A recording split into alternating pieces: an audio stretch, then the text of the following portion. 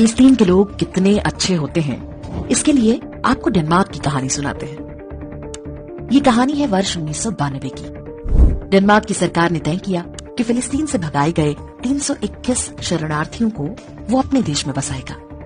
बेचारे इतनी लुटी पिटी हालत में डेनमार्क पहुंचे थे कि सबको उन पर दया आ गई। पहली बार हुआ कि डेनमार्क की संसद ने विशेष कानून बनाकर 321 फिलिस्तीनी शरणार्थियों को डेनमार्क की नागरिकता दे दी। तो उन 321 लोगों ने डेनमार्क की सरकार और जनता का बहुत धन्यवाद किया होगा। आप बेघर हों और कोई आपको रहने के लिए घर दे दे, तो इससे बड़ा उपकार क्या होगा भला। उन 321 फिलिस्तीनी शरणार्थियों ने तो जीवन भर उस एहसान का बदला चुकाया होगा।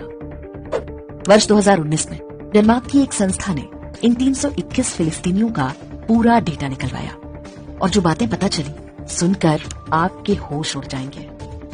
डेनमार्क में शरण पाने वाले 321 लोगों में से 204 गंभीर अपराधों जैसे कि हत्या, बलात्कार और डकैती में पकड़े गए। अर्थात डेनमार्क ने जिन फिलिस्तीनियों को मानवता के नाम पर शरण दी थी, उनमें से 64% दुर्दांत अपराधी थे। सभी 321 फिलिस्तीनी शरणार्थियों ने डेनमार्क की जनता के टैक्स के पैसे पर चलने वाली वेलफेयर स्कीमों का लाभ उठाया। चूंकि जीवन जीने के लिए पर्याप्त पैसे डेनमार्क सरकार दे ही रही थी, तो किसी ने नौकरी चाकरी या व्यापार करने की नहीं सोची। सबने एक्स्ट्रा इनकम के लिए अपराध को ही चुना। इन 321 लोगों ने मिलकर 999 बच्चे पैदा किए। अर्थात हर कपल को 6 से अधिक बच्चे हुए। कहने की आवश्यकता नहीं है कि सारा बोझ डेनमार्क के टैक्स पेयर्स ने उठाया। इन 999 बच्चों में से 34% गंभीर अपराधों में विभिन्न अदालतों द्वारा दोषी पाए गए। वर्ष 2011 में फिलिस्तीनी बच्चों का IQ टेस्ट कराया गया। 6 से 11 वर्ष आयु के 257 बच्चों के सैंपल पर टेस्ट हुआ। औसत रहा 85, यानी औसत से बहुत कम।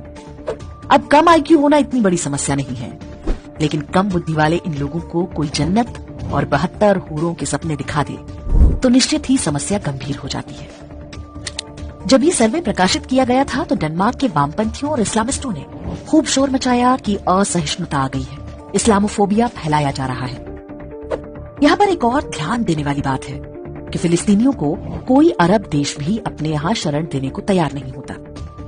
जॉर्डन, इजिप्ट तो बयान जारी करके कह चुके हैं कि कोई फिलिस्तीनी उनकी सीमा में घुसने की कोशिश भी ना करे। अब जरा सोचिए कि भारत में क्या हो रहा है। करोड़ों की संख्या में बांग्लादेशी और रोहिंग्या घुसपैठिए बसाए जा चुके हैं, कुछ वैध रास्तों से और अधिकांश अवैध तरीकों से। भारत में तो पूरा शासन तंत्र उनके लिए एक सुरक्षा दीवार बना हुआ है।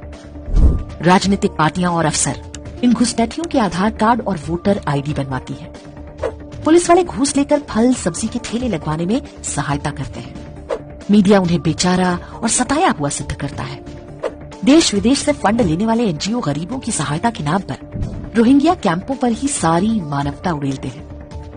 म्यांमार से आकर लाखों रोहिंग्या जम्मू में बसा दिए गए, लेकिन किसी को कानों कान पता नहीं चलने पाया।